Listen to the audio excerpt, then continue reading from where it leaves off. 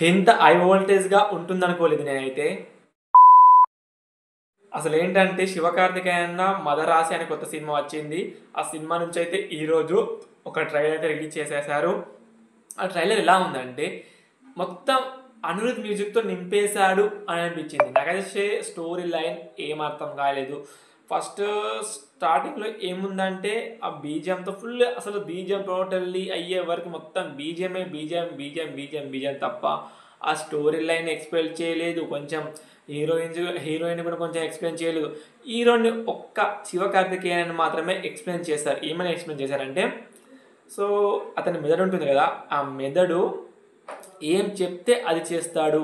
ఎంతవరకు తెగించాలో అంతవరకు తెగిస్తుంది ఆ మెదడు. ఆ మెదడు తన లోపలే ఉంది.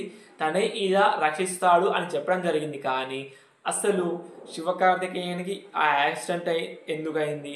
అంటే విలన్ చేయించారు. యాక్సిడెంట్ తర్వాత లేకుంటే మెదడు అట్లా మారిందా? లేకుంటే ఖచ్చితంగా ఫస్ట్ నుంచే చిన్నప్పటి నుంచే అలా ఉందా? అంటే ఓవర్‌గా హీట్ అయిపోవడం, లేకుంటే సాఫ్ట్‌గా ఉన్నంత సేపు సాఫ్ట్‌గా ఉండడం అనే విషయం మీద ఈ సినిమా ఉంటుందేమో అనిపిస్తుంది. నాకైతే ఇంకో హర్రర్ మూవీ హర్రర్ మూవీ అంటున్నా చూడండి. కొంచెం వైలెంట్‌లా ఉంది. అంటే అప్పుడప్పుడు కొంచెం వైలెంట్‌గా ఉంది. ఇంకా చెప్పాలంటే మన 'మేజర్' సినిమా ఉంది కదా 'మేజర్'. సో 'మేజర్' సినిమాలాగా ఉంటుందేమో అని అనిపిస్తుంది నాకైతే. సో ఖచ్చితంగా అయితే ఈ సినిమా ఒక మేజర్ థాట్‌తోని వస్తుంది. ఇద్దరు విలన్స్ ఉన్నారు.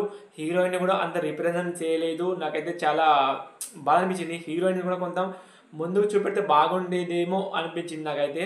సో స్టోరీ లైన్ ఖచ్చితంగా ఇంకా క్లుప్తంగా అయితే అర్థం కాలేదు స్టోరీ లైన్ ఎలా ఉంటుందనేది.